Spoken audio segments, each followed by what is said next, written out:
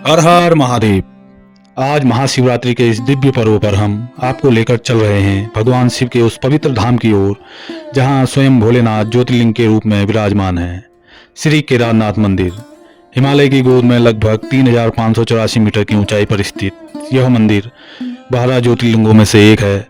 मान्यता है कि महाभारत युद्ध के बाद पांडव जब अपने पापों से मुक्ति पाने के लिए भगवान शिव के शरण में आए थे तो शिव जी ने उन्हें रुष्ट होकर बैल का रूप धारण कर छिप गए, लेकिन भीम ने उन्हें पहचान लिया। तभी बैल का कोबड़ केदारनाथ में प्रकट हुआ जहां आज यह भव्य मंदिर स्थित है। कहा जाता है कि इस मंदिर का निर्माण आदि गुरु शंकराचार्य ने करवाया था। 2013 की भीषण आपदा में भी यह मंदिर अडिग रहा, जो इसकी दिव्यता और आस्था का प्रतीक है। महाशिवरात्रि के इस पावन पर्व पर आइए हम सब मिलकर इस मंदिर का इतिहास जानते हैं। केदारनाथ रुद्रप्रयाग में स्थित केदारनाथ 12 ज्योतिर्लिंगों में से एक है। यह मंदिर समुद्र तल से 3584 मीटर की ऊंचाई पर मंदाकिनी नदी के शीर्ष पर स्थित है। इस मंदिर की महत्वता के कारण ही गढ़वाल का प्राचीन नाम केदारखंड पड़ा था।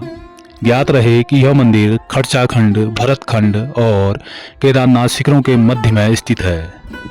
यह मंदिर कत्यूरी निर्माण शैली का है। इसके निर्माण में भूरे रंग के विशाल पत्थरों का प्रयोग किया गया था। केदारनाथ मंदिर में निम्नलिखित विशेषताएं हैं जो मैं आज आपको बताने वाला हूँ। यह मंदिर छत्र प्रसाद युक्त है। इसके गर्भगृह में त्रिकोश आकृति की एक बड़ी ग्रेनाइट की शिला है जिसकी पूजा भक्तगण करते हैं। ग्रेनाइट के इस लिंग के चारों ओर आर्ध जो अति विशाल है और एक ही पत्थर से बना हुआ है। इसी स्वयंभू केदारनाथ की उपासना पांडवों ने भी की थी। सभा मंडप में 4 विशाल पाषाण स्तंभ हैं। मंदिर के बाहर रक्षक देवता भैरवनाथ जी का भी मंदिर स्थित है। यहाँ अनेक कुंड हैं। इस मंदिर के ठीक पीछे आदि शंकराचार्य जी की समाधि भी है। ज्ञात है कि राहुल सांकृत्यायन जो हमारे इतिहासकार थे, उन्होंने इस मंदिर का निर्माण काल 10 से 12वीं सदी के आसपास का बताया है। साल 2021 में प्रधानमंत्री नरेंद्र मोदी द्वारा आदि शंकराचार्य जी की यहाँ पर 12 फीट की मूर्ति का उद्घाटन भी किया गया था या अनावरण भी किया गया था, जिसे मैसूर के मूर्तिकार अरुण योगीराज ने बनाया था। शायद आपको ज्ञात हो कि अरुण योगीराज जी ने ही अयोध्या में स्थित श्री रामलला की मूर्ति भी बनाई थी। पौराणिक मान्यता के अनुसार कुरुक्षेत्र के युद्ध के बाद जब पांडव अपने परिचयों एवं सगे संबंधियों से युद्ध में मारने के कारण पांडव स्वयं को दोषी महसूस करने लग गए थे, तो उन्हें अपने पापों के प्रायश्चित के लिए भगवान शिव के आशीर्वाद की आवश्यकता थी। जबकि शिव पांडवों से मिलना नहीं चाह रहे थे, अतः वे पांडवों से निरंतर दूर भागते रहे। उन्होंने केदारनाथ में स्वयं को एक बैल के रूप में परिवर्तित कर लिया। पांडवों द्वारा निरंतर पीछा किया जाने के बाद वे सतह पर केवल कुबड़ वाला पिछड़ा भाग ही छोड़कर शेष भाग पृथ्वी में समा गए। भगवान के शरीर के शेष भाग 4 विभिन्न स्थलों पर पुनः प्राप्त हुए। इसमें से तुंगनाथ में भुजाएं, रुद्रनाथ में मुंह, मधमहेश्वर में नाभि और कल्पेश्वर में केस की जाती है। इन्हीं स्थलों को आज हम पंच केदार के नाम से भी जानते हैं। वह पंच केदार हैं तुंगनाथ, रुद्रनाथ, मधमहेश्वर, कल्पेश्वर और केदारनाथ। उल्लेखनीय है कि वर्ष 2023 में केदारनाथ मंदिर परिसर के निकट स्थित गोल प्लाजा में 60 कुंटल वजनी कांसे का एक भव्य ओम भी स्थापित किया गया है।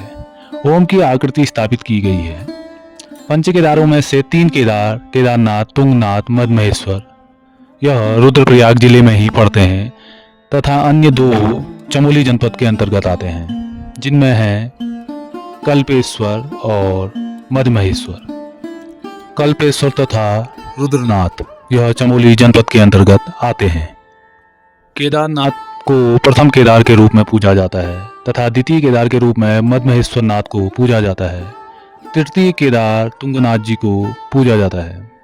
जो तुंगनाथ मंदिर है यह उल्लेखनीय है कि दुनिया का सबसे ऊंचा शिव मंदिर होने का इन्हें गौरव प्राप्त हुआ है। यहाँ जाने के लिए जो पैदल यात्रा शुरू होती है वह गौरीकुंड से शुरू होती है। दोस्तों, केदारनाथ यात्रा आप पैदल भी तय कर सकते हैं तथा घोड़ों के द्वारा भी यह यात्रा कराई जाती है और साथ ही साथ हेलीपैड की भी सुविधा यहाँ पर दी गई है। यह केदारनाथ ज्योतिर्लिंग हमारे भारत के 12 ज्योतिर्लिंग यानी द्वादश ज्योतिर्लिंगों में से 11वें नंबर के ज्योतिर्लिंग हैं, जिन्हें हम हिमालय तो केदारम भी कहते हैं। सौराष्ट्रे सोमनाथम च श्रीशैले मल्लिकार्जुनम उज्जैन्यम महाकालम ओमकाराममलेश्वरम परल्याम वैद्यनाथम च डांकिन्या भीमा शंकरम सेतु वंदे तु रामेशम नागेशम दारुकावने वाराणस्या तु विश्वेशम त्र्यंबकम गौतमीतटे हिमालय तु केदारम किस्मे सन्तु शिवालय एतानि ज्योतिर्लिंगानि सायं प्रातः पठे नरः सप्त जन्म कृतम पापम सस्मरणम विनिश्यति। तो दोस्तों, उम्मीद है आपको यह वीडियो पसंद आई होगी। अगर पसंद आई है तो चैनल को सब्सक्राइब कीजिए। फिर मिलता हूँ किसी रोचक तथ्य के साथ, तब तक के लिए धन्यवाद। जय देवभूमि, जय उत्तराखंड। हर हर महादेव। ओम नमः पार्वती पते। हर हर महादेव।